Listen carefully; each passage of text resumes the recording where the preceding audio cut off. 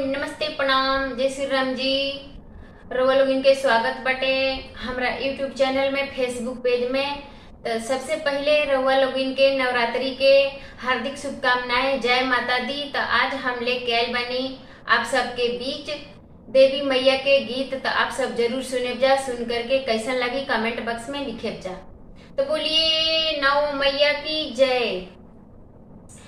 कौन मैया बसेली ऊंचे रे पहाड़वा हो, कौन मैया ना।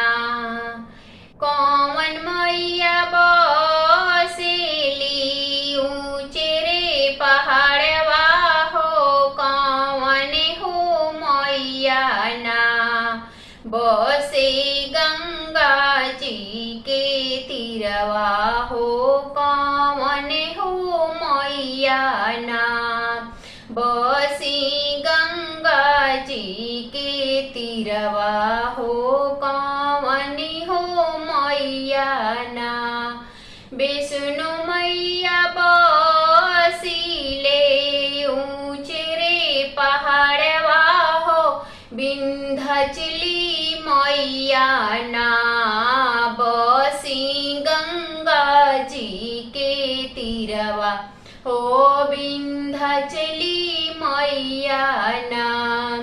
विष्णु मैया बसीले ऊंचे रे पहाड़वा हो, विंध्याचली मैया ना। बसीले गंगा जी के तीरवा हो, विंध्याचली मैया ना। कौन मैया करिले हंस के सवरिया हो, कौन हो मैया ना। करी सिरवा के सवरिया हो, कौन हो मैया ना। करी सिरवा के सवरिया हो, कौन हो मैया ना। सरदा मैया करिले हंस के सवरिया हो, दुर्गा मैया ना। करी सिरवा के सवरिया हो, दुर्गा मैया ना।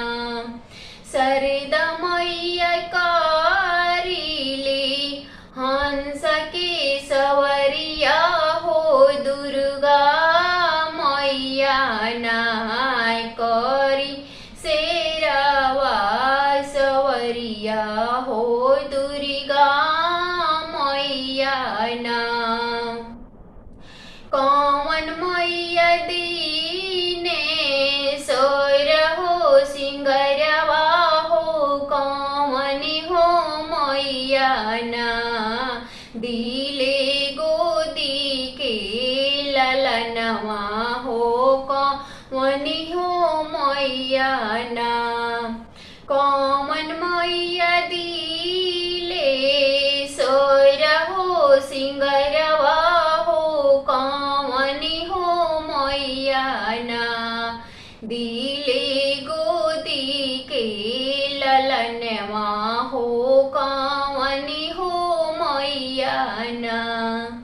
दुर्गा मैया दिले सोर हो सिंगरवा हो, भामानी मैया ना।